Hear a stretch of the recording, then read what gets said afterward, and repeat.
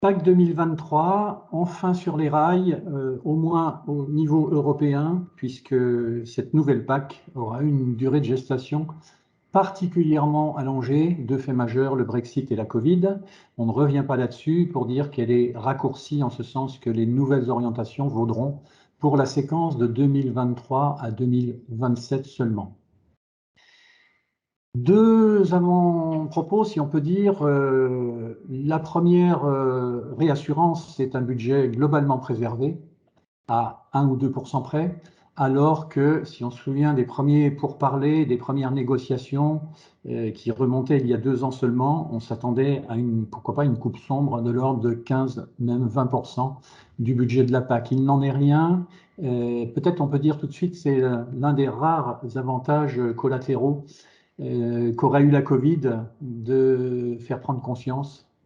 à l'ensemble de l'Europe et aux 27 en l'occurrence de la dominance et de la priorité de servir une alimentation disponible, existentielle pour les 500 millions de consommateurs, de contribuables européens. Et ça a sans doute permis, au moins en partie, de sauver le budget de cette nouvelle PAC. Autre élément majeur, à l'origine,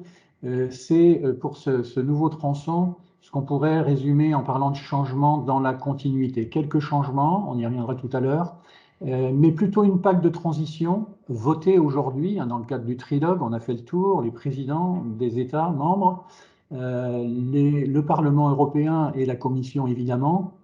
un vote du Parlement qui est intervenu tout récemment, et on sait aujourd'hui que ce budget est validé, que les grandes orientations européennes le sont également, avec une PAC de transition donc, et probablement une prochaine 2027 et au-delà qui marquera un virage plus prononcé vers ce qu'on peut résumer dans le vocable de PAC de plus en plus climato-compatible.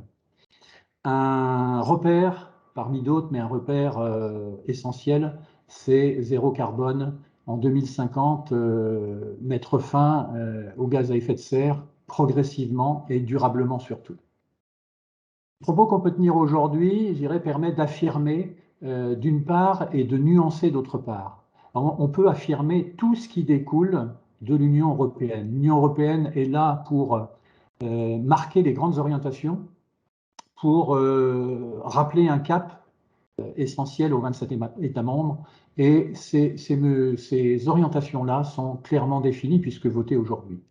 On nuancera par contre, en revanche, tout ce qui relève des États membres, et de la France en l'occurrence en ce qui nous concerne, puisqu'on a ici une feuille de route,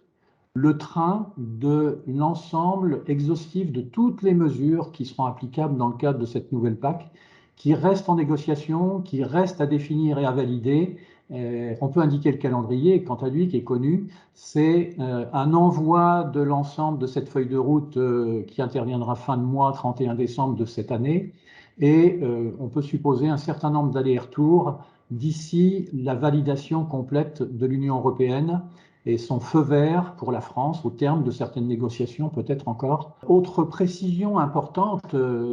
qui me fait dire que c'est vraiment une PAC de transition, il est dit et rappelé que pour la France et pour les agriculteurs français, il y a une forme de tunnel si on fait le parallèle avec ce qui vaut dans certaines filières et dans certains marchés, en ce sens que cette PAC ne doit pas représenter une variation de plus de 4% du montant global des aides pour un agriculteur par rapport au cycle de la PAC précédente. J'ai parlé de changement dans la continuité. Donc, en matière de continuité, par exemple, on ne change pas la structure, la colonne vertébrale. On a toujours des aides et une PAC structurée bien ancrée sur ses deux pieds, autrement dit deux piliers. Un premier pilier des aides économiques, des aides directes qui restent des aides surfaciques, qui seront dévolues à l'hectare de SAU, et en parallèle un second pilier, le pilier dit du développement rural, avec des aides dites environnementales également. Premier pilier, dominant en termes de budget et majeur pour toute exploitation agricole française. On est sur un budget annuel de l'ordre de 6,7 milliards d'euros, une baisse puisqu'on était plutôt actuellement sur 6,9 à 7 milliards. Et un second pilier, je rappelle, on voit bien l'orientation, climato-compatible en devenir, un second pilier qui, lui, est plutôt plus abondé. On passerait de 2,3 milliards à 2,6 milliards environ. On a historiquement en tête, on frôle les 10 milliards d'aides annuelles pour la France, donc on est à 9,3, 9,5. Et je m'arrête un peu sur ce premier pilier pour dire, d'abord, il y a des constantes, il y a des choses qui ne bougent pas, au moins en volume. C'est le cas, par exemple, des aides couplées,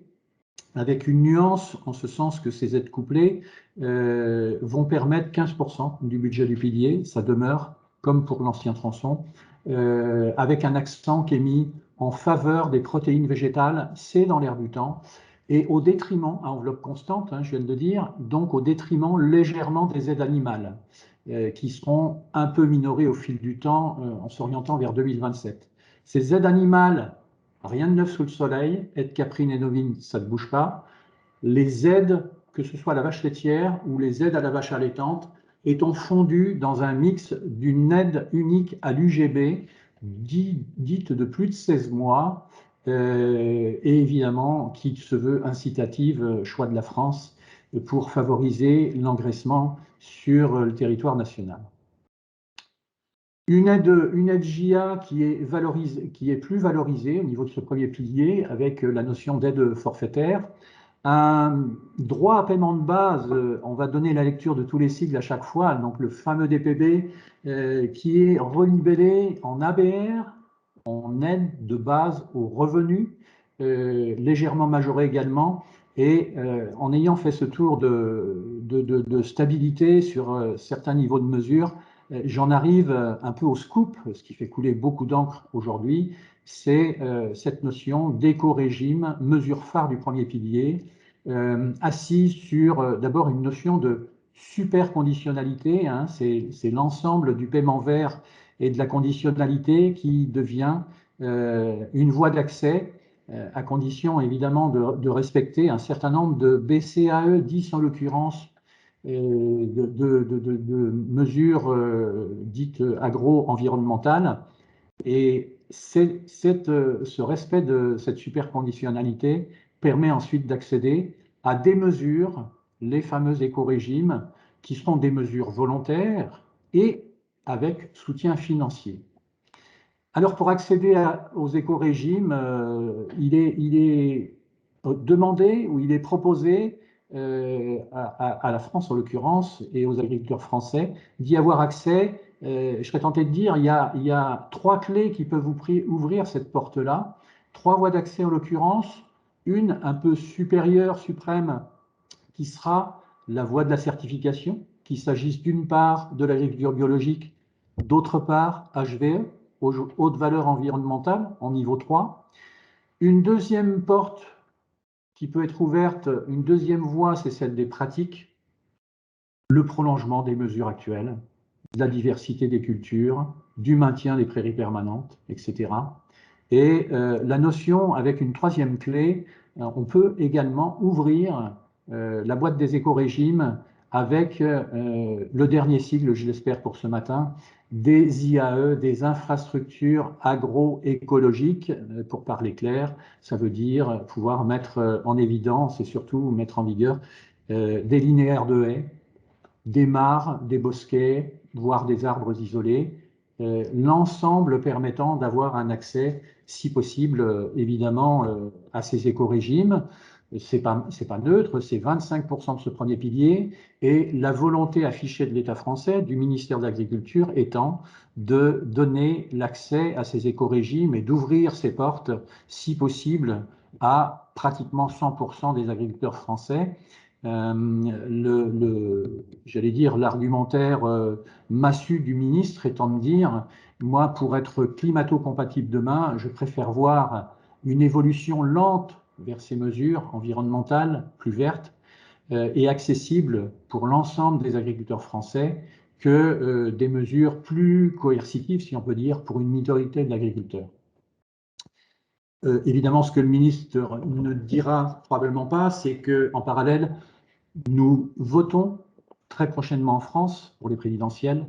et en parallèle également, M. Emmanuel Macron prendra la présidence de l'Union européenne pour le semestre 1 2022. Voilà, cela étant dit, on peut aussi avoir porté le zoom sur le second pilier rapidement, le développement rural. Des mesures agro-environnementales et climatiques qui sont poursuivies, qui seront évidemment revues de détail. Les deux niveaux actuels sont maintenus, soit des mesures système à l'échelle d'exploitation, soit des mesures plus localisées, avec une attente forte de la profession et des agriculteurs pour connaître ce catalogue qui, évidemment, le calendrier passant, demande à être connu rapidement pour raisonner dès les assolements fin 2022, évidemment l'accès à ces aides-là. Le zoom également, on peut le mettre sur l'agriculture biologique avec, sur l'enveloppe générale, on parle ici évidemment des tendances lourdes de cette nouvelle PAC et je m'en tiens à cette enveloppe générale pour l'agro-bio qui est boostée, si on peut dire, avec l'objectif d'avoir 18% en 2030 d'exploitation en agriculture biologique. On est plutôt autour de 10% aujourd'hui. Et donc, le budget est abondé passant de mémoire de 250 à 340 millions d'euros. La progression est loin d'être aussi importante, progression toutefois à l'hectare dans les différentes, pour les assolements bio d'une façon plus générale. Précision également, les aides à maintien ne sont plus possibles dans le cadre de cette future PAC et l'autorité de gestion devient l'État pour les aides à la conversion bio. Une assurance récolte qui est aussi abondée, là aussi c'est forcément l'actualité et les intempéries qui ont dévasté une partie des cultures, que ce soit de la viticulture, que ce soit des cultures, on va dire, plus répandues au niveau national et sur l'Europe en général, qui font dire à l'État français, il faut réinventer un système. Là encore, le ministre de l'Agriculture, pas plus tard qu'hier, s'est prononcé en envisageant un système qui, notamment dans une troisième marche, si on peut dire, va prévoir la contribution du national, que l'on soit assuré ou non pour tout agriculteur, dès qu'on dépassera un certain seuil et une certaine climatologie, on va dire, dévastatrice pour les cultures. On en saura plus évidemment plus tard. À ce stade, si on se recentre sur quelques éléments clés pour cette prochaine PAC 2023-2027, on peut dire, premièrement, premier point, je le rappelle, mais c'est important, le budget de la PAC est préservé. C'est un signal pour l'agriculture, c'est une valorisation pour ces agriculteurs, évidemment en manifestant l'essentialité de pouvoir se nourrir en qualité et en quantité, et donc le conditionnement des aides qui sont maintenues à, entre guillemets, à un bon niveau, en tout cas proche de l'existant. Ensuite, c'est rappelle également la volonté de permettre à pratiquement 100% des agriculteurs de France d'accéder à ces volumes d'aide, évidemment, qui seront distincts au cas par cas selon les exploitations, mais des conditions d'accès en prolongement des mesures actuelles pour accéder aux mesures futures, en tête les écorégimes. Et enfin, pardon, rappel également pour dire que ce qu'on peut affirmer, et ce que j'ai fait devant vous, c'est le train des mesures et des grandes orientations européennes. Il est urgent d'attendre pour se préciser, pour se prononcer au cas par cas et être complètement affirmatif, attendre d'avoir connaissance, évidemment, du cahier des charges tel qu'il sera signé et validé par l'Union européenne, là où on aura donc l'ensemble du détail des mesures. Donc, on sait aujourd'hui ce que sont les enjeux et en même temps quelques points de vigilance par rapport à cette prochaine PAC pour chacun des agriculteurs. On ne sait pas tout à fait actuellement évaluer les aides propres à chacune des exploitations, puisque des négociations restent en cours et la boucle sera bouclée, s'agissant probablement de l'agriculture biologique, s'agissant des MAEC, mesures agro-environnementales et climatiques, etc., etc. Tel que nous le faisons devant vous, évidemment, ces éclairages et ce catalogue définitif de mesures, au fur et à mesure qu'il sera abondé et connu, ben, on n'hésitera pas à revenir vers vous